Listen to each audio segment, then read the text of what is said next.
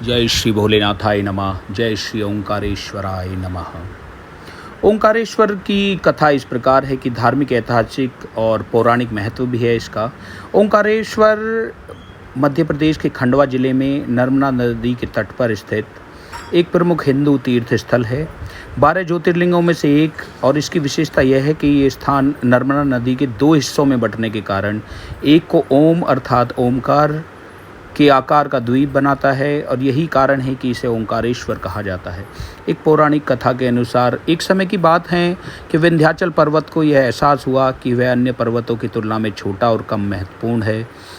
इससे वह दुखी हो गया और उसने भगवान शिव की घोर तपस्या शुरू की।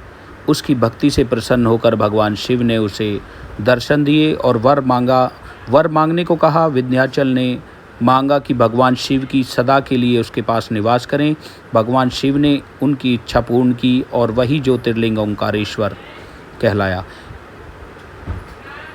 विंध्याचल नर्मदा नदी के तट पर एक शिवलिंग बनाया है और वर्षों तक कठिन तप किया। उसकी तपस्या से प्रसन्न होकर भगवान, इससे जुड़ी राजा मंधाता की भी एक कथा है कि एक अन्य कथा के अनुसार राजा मंधाता, जो इक्ष्वाकु वंश के राजा थे, शिव भक्त थे, उन्होंने संसार को त्याग कर नर्मदा नदी के तट पर कठोर तप किया। वर्षों तक उन्होंने केवल भगवान शिव के ध्यान में जीवन बिताया। उनकी भक्ति से प्रसन्न होकर भगवान शिव ने उन्हें दर्शन दिए और वहाँ ज्योतिर्लिंग के रूप में प्रकट हुए। इसलिए इसे मंधाता पर्वत पर स्थित ज्योतिर्लिंग भी कहा जाता है। एक कथा और है जो देवताओं और दानवों से रिलेटेड है। तीनों कथाओं के अनुसार एक बार देवता और दानवों के बीच भयंकर युद्ध हुआ, जिसमें देवता हारने लगे।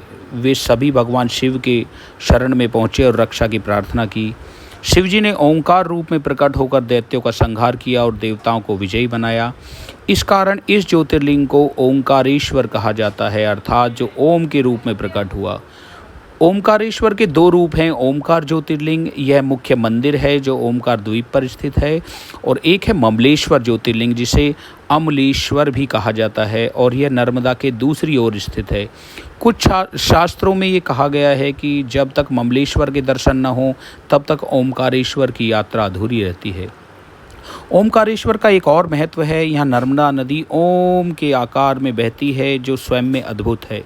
यहाँ श्रद्धालु नर्मदा परिक्रमा और रुद्राभिषेक और शिवलिंग के दर्शन करते हैं। हर साल लाखों श्रद्धालु ओमकारेश्वर आते हैं और विशेषकर महाशिवरात्रि और श्रावण माह में यहाँ पूजा करते हैं। अगर आपको ये वीडियो अच्छी लगे तो एक बार लाइक और चैनल को सब्सक्राइब कर दीजिए, और कमेंट में आप बताइए कि आप किस तरह का कंटेंट चाहते हैं। तब तक के लिए जय श्री भोलेनाथाय नमः। जय श्री ओंकारेश्वराय नमः। और अगले वीडियो में मैं मिलूँगा 12 ज्योतिर्लिंगों में से एक और किसी ज्योतिर्लिंग की कथा के साथ। तब तक के लिए जय श्री भोलेनाथाय नमः। ओम नमः शिवाय।